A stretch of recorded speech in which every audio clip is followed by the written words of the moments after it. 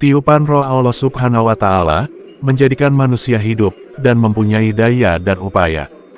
Tiupan roh Allah Subhanahu wa Ta'ala juga melahirkan nafsu dan akal yang berguna bagi mengarahkan perjalanan kehidupan dan penggunaan bakat-bakat yang ada dengan manusia. Apabila keupayaan untuk hidup, bakat-bakat, nafsu dan akal berkumpul dan bersatu dengan jasad, jadilah ia seorang manusia yang cukup sifat dan sempurna kejadiannya. Ia menjadi makhluk yang berjasad dan berhati nurani, atau dikatakan juga manusia yang memiliki aspek zahir dan aspek batin. Aspek zahir manusia umpama mayat dan aspek batinnya umpama malaikat. Ketika Adam alaihi salam berada di dalam surga, aspek zahirnya tidak keluar, kurang pengaruhnya. Pada tahap itu kedudukan Adam alaihi salam sama dengan malaikat. Setelah Adam alaihi salam diantar ke dunia, aspek zahirnya berada di dalam suasana yang sesuai dengannya. Aspek zahir menjadi kuat dan coba mempengaruhi aspek batin, agar tunduk kepada keinginannya. Manusia pada aspek mayat tidak lagi menumpang aspek malaikat, malah ia coba menggunakan aspek malaikat untuk memenuhi kepentingan dan keperluannya. Mungkin juga karena ia menyadari yang ia akan kembali menjadi mayat. Sedangkan aspek malaikat akan terus hidup, maka apa saja yang dia ingini mesti diperoleh sekarang, jangan bertangguh-tangguh lagi. Bakat-bakat manusia, seperti mendengar dan melihat, dimiliki oleh kedua-dua aspek manusia yaitu zahir dan batin. Oleh karena pengaruh zahir lebih kuat maka bakat aspek batin tidak mampu digunakan oleh manusia.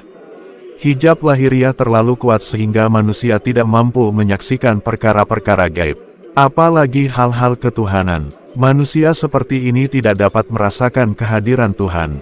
Apabila terhijab dari kehadiran Tuhan, amal ibadat yang dilakukan tidak memberi kesan, dan tidak mampu melindungi manusia dari terjerumus ke dalam kejahatan. Manusia dapat mengalami suasana hadrat Tuhan atau kehadiran Tuhan apabila bakat-bakat rohnya berfungsi. Roh manusia sangat istimewa. Roh yang Tuhan karuniakan kepada manusia menyebabkan manusia bisa mengenal Tuhan, apabila Tuhan mengajar mereka mengenalinya, melalui bakat-bakat dan nilai-nilai yang ada dengan mereka sendiri. Keajaiban yang dimiliki oleh roh, menyebabkan ada manusia yang salah mengerti tentang roh mereka. Mereka beranggapan, roh itulah Tuhan, penjelmaan Tuhan atau Tuhan adalah batin atau nyawa kepada roh. Diri, roh dan Tuhan dikatakan yang sama, kepahaman ini adalah sesat dan kufur.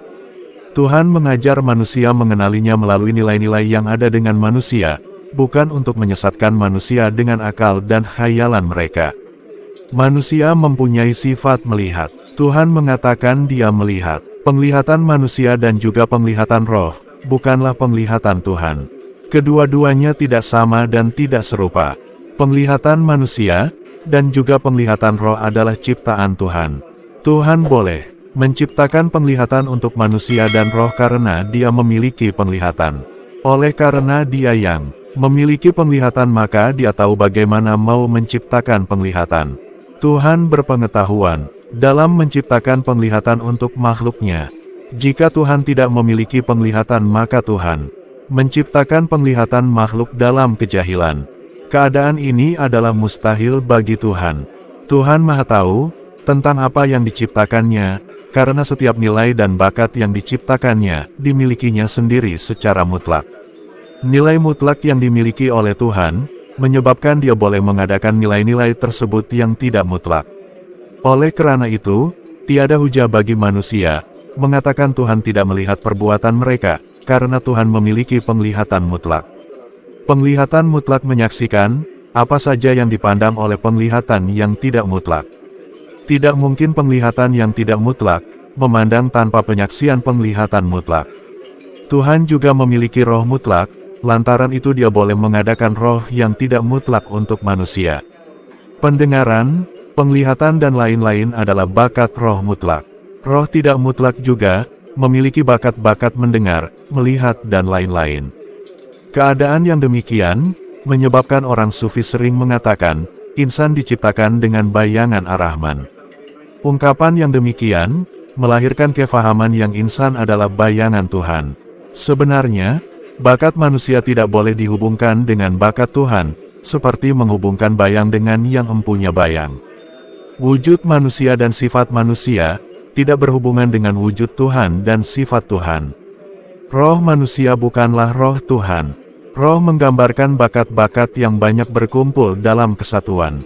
Bakat-bakat mendengar, melihat, berkata-kata, berkehendak, berkuasa, berpengetahuan dan hidup adalah bakat yang satu, yaitu roh.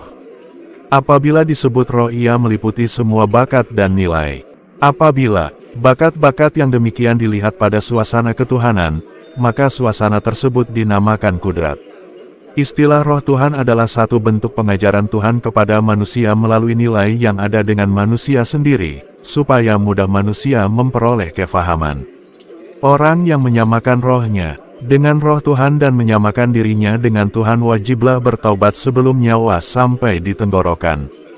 Yakinlah hamba tetap hamba dan Tuhan tetap Tuhan, tidak ada kamil berkamil, satu bersatu, sama menyama.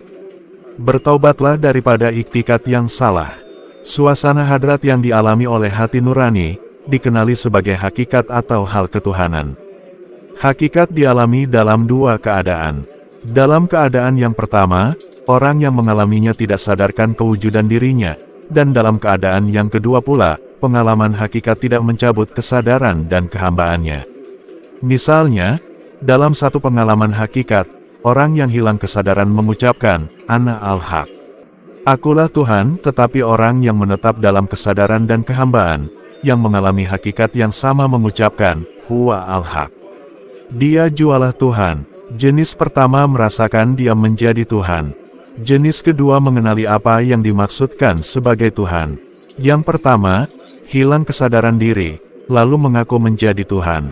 Yang kedua pula, mengenali Tuhan sebagai Tuhan, dan hamba sebagai hamba. Jenis pertama, dikurung oleh bayang dan mendapati, sukar untuk melepasi peringkat itu. Jenis kedua, menetap di atas kenyataan yang benar, dan lebih mudah untuk sampai kepada kebenaran hakiki. Allah Subhanahu wa Ta'ala mempunyai satu hadrat bernama Ar-Rahman.